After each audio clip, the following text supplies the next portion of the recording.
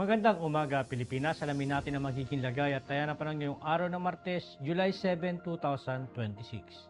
Para sa ating synoptic situation, meron nga tayong minomonitor na bagyo sa labas ng ating Philippine Area of Responsibility with international name Bobby. Ito ay may super typhoon category at huling namataan kaninang alas 3 ng umaga sa layong 2,010 km silangan ng Central Luzon. Ito ay may taglay na lakas na hangin malapit sa gitna ng 195 km per hour at may pagbugso na umaabot ng 240 km per hour. Ito ay kumikilos west-northwestward sa bilis na 30 km per hour. At asahan natin na itong bagyo ay papasok na nga mamayang gabi o bukas ng umaga sa loob ng ating Philippine Area of Responsibility at bibigyan na pangalan na Inday. Samantala, ito namang easterlies o mainit na hangin na nanggagaling sa dagat Pasipiko ang siyang patuloy naman na nakakapekto dito sa eastern section ng northern at central Luzon. Samantala, ito namang southwest monsoon o hanging habagat ang siya namang nakakapekto dito sa western section ng Mindanao. Para naman sa track intensity ng bagyong si Bobby, asahan natin na ito'y patuloy na kikilos west-northwestwardly hanggang sa pumasok ng ating mamayang gabi o bukas ng madaling araw. Asahan din natin na once na ito'y nasa Philippine Sea, ito'y kikilos northwestwardly at lalapit ito sa may extreme northern Luzon hanggang ito'y makaabot sa may east ng Taiwan at asahan natin na ito'y hihina pa nga into typhoon category bago lumabas ng ating Philippine Area of Responsibility sa darating na Biyernes o Sabado.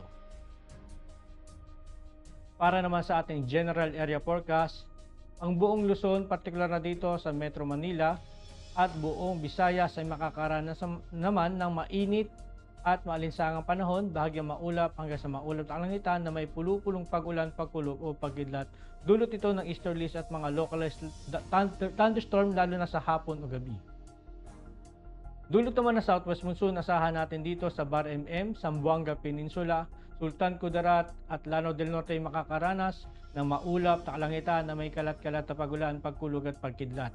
Sa natitirang bahagi ng Mindanao ay makakaranas naman ng bahagyang maulap hanggang sa maulap na kalangitan na may pulupulong pagulan, pagkulog o pagkidlat.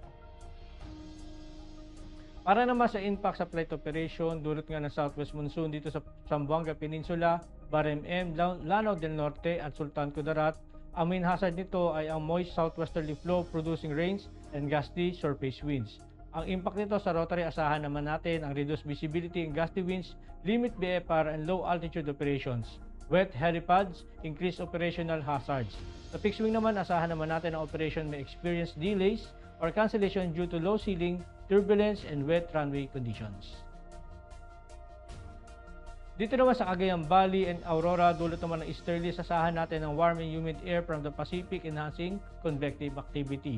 Ang impact nito sa rotary, asahan natin ng localized afternoon thunderstorm may produce light turbulence and briefly affect light flight and ground operations, particularly over inland areas. Sa fixed wing naman, asahan natin ang generally fair weather expected with isolated cumulonimbus clouds that may result in brief of operational delays or light turbulence. Dito naman sa Metro Manila at natitirang bahagi ng ating bansa, dulot naman ito ng mga localized thunderstorm lalo na sa hapon o gabi.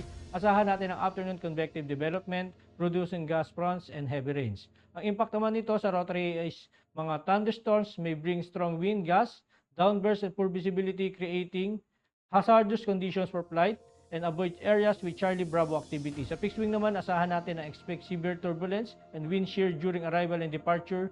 Flight delays or diversions may be necessary. Para sa ating astronomical information, ang araw ay sumikat kaninang 5:32 AM at lulubog mamayang 6:30 PM. Meron naman tayong 53% decreasing moon illumination. At para maging updated sa lagay at taya ng panahon, i-follow lang ang aming social media accounts ng Air Force Weather Center.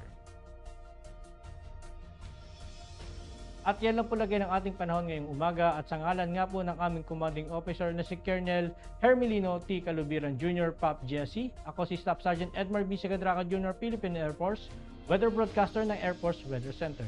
Muli magandang umaga at maraming salamat.